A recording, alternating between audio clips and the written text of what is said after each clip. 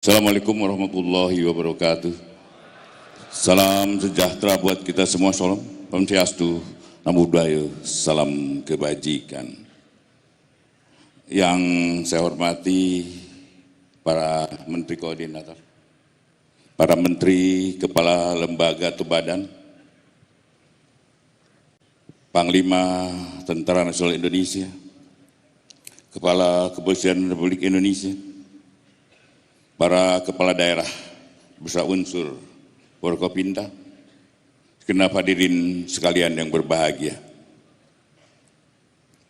Tentunya pertama-tama mari kita panjatkan puji dan syukur kehadirat Allah Subhanahu wa taala karena atas izinnya kita dapat berkumpul di tempat ini. Tadi disampaikan oleh Pak Menko berdua, kemudian Pak Ateh, bahwa korupsi di Indonesia betul-betul telah memprihatinkan. Bahkan setiap saat, setiap waktu, Bapak Presiden selalu menyampaikan bahwa kebocoran yang terjadi adalah hampir bahkan lebih dari 30% dari anggaran. Bahkan Pak Kepala BPK barusan yang tertib betul-betul sesuai dengan ketentuan yang berlaku hanya 9%. Artinya yang 91% masih insya Allah. Dan itu adalah saya harapkan dengan teman semua. Yang apa yang disampaikan oleh Pak Ateh, tolong tindak lanjuti, benahi. Dan tentunya pembenahan. Kami di Kejaksaan punya unsur yang bisa membantu teman-teman. Baik itu berupa pendampingan, baik itu legal audit, dan banyak hal-hal yang bisa kami berikan pendampingan untuk teman-teman di pemerintah daerah. Kemudian Presiden dengan fokusnya kepada pemberantasan korupsi. Di dalam Astacita, poin 7 menyampaikan penguatan reformasi politik hukum dan birokrasi serta memperkuat pencegahan dan pemberantasan korupsi. Benar juga tadi disampaikan korupsi dari tahun ke tahun bahkan semakin tambah. Dan itu juga. 20 tahun yang lalu kata Pak Ateh, itu juga, begitu juga. Bahkan saya mungkin sedikit berlainan pendapatnya. Zaman sentralisasi, korupsi hanya di segitiga itu aja. Sekarang, dengan otonomi, ada penyebaran korupsi. Sekarang mulai dari kepala desa, pemerintahan terendah sampai terus ke atas. Korupsi sudah menjamur di situ. Walaupun saya sering menyampaikan untuk penanganan korupsi untuk tetap hati-hati. Terutama yang menyangkut kepala daerah, yang menyangkut unsur kepala desa. Kepala desa itu adalah suatu badan, suatu pemerintahan yang terendah, di mana pimpinannya, yaitu kepala desa, dipilih dari masyarakat. Dan masyarakat itu plural, tidak yang berpengetahuan aja. Bahkan mohon izin dari orang-orang yang pengetahuannya masih rendah. Kemudian jadi dia dipilih oleh masyarakat menjadi kepala desa. Kepala desa, kemudian yang tadinya tidak pernah mengelola keuangan, tiba-tiba diberi kesempatan untuk mengelola keuangan sekitar 1 sampai 2 miliar dalam setahun. Ini adalah tugas berat bagi mereka, karena mereka harus mempertanggungjawabkan ya, sistem keuangan pemerintah. Inilah menyebabkan kebocoran-kebocoran itu terjadi. Karena dia tidak mengerti apa yang harus dia lakukan setelah menerima uang itu. Dan itu yang saya sampaikan pada para jaksa di daerah untuk hati-hati menanganinya. Dan tentunya saya juga ingin menyampaikan pada teman-teman semua bahwa pada korupsi ini tolong untuk para kajati lakukan penindakan, dan setelah penindakan berikan mereka perbaikan sistemnya.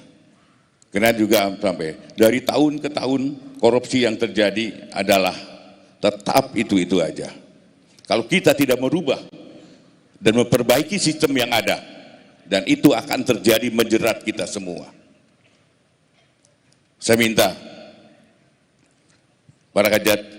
para kajari, setelah kalian melakukan pemberkasan, kalian melakukan persidangan, setelah keputusan, lakukan koordinasi dengan pemerintah daerah setempat, lakukan perbaikan sistemnya, dan sistem-sistem itu jangan sampai terulang. Kajati sanggup? Lakukan itu. Dan apabila kalian tidak memperhatikan apa yang saya sampaikan, kalian justru yang saya akan tindak.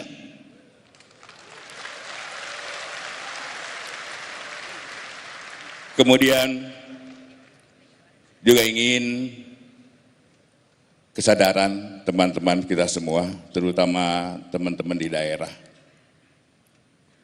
bahwa kami bukan mencari kesalahan-kesalahan sehingga teman-teman di daerah menjadi objek kami. Kami tidak menginginkan itu. Tapi yang kami inginkan adalah mari cintai negeri ini, kita rawat negeri ini. Dan tentunya karena penilaian dunia terhadap korupsi di Indonesia adalah sangat rendah. Dan untuk itu bahkan kita masuk ke wilayah negara yang paling korup.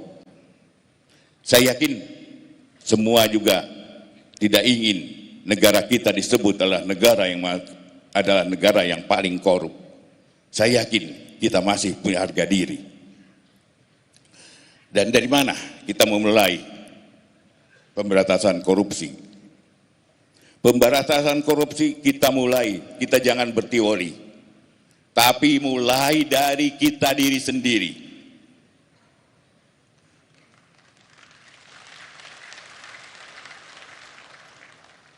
Seorang pimpinan di daerah atau dimanapun, seorang pimpinan unit kerja, kalau pimpinannya bersih, yakinlah anak buah kalian akan takut melakukan perbuatan tercela. Tapi kalau pimpinan unit kerjanya korup, di bawah adalah rampok, ingat itu. Untuk itu, ingat, mari kita memberantas korupsi dari diri sendiri.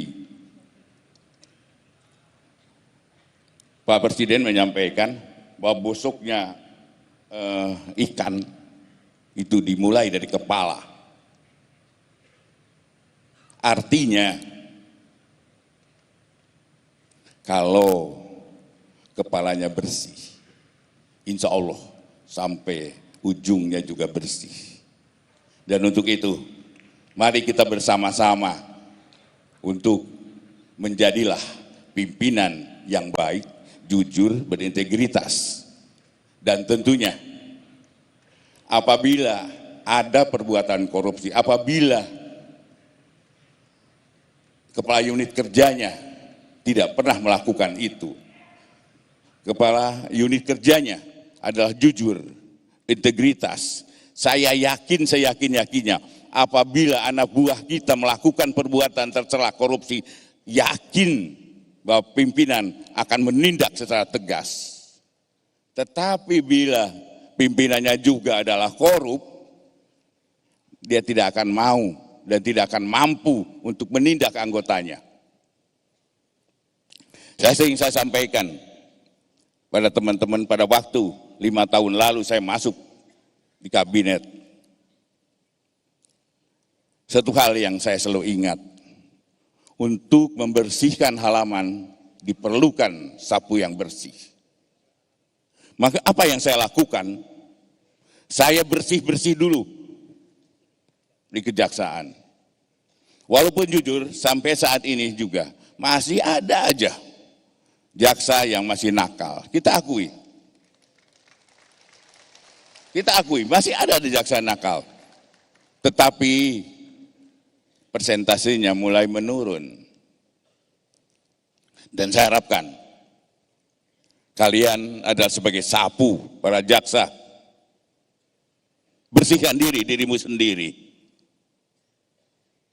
Berikan contoh kepada institusi lain bahwa kalian adalah penegak hukum yang diharapkan oleh masyarakat.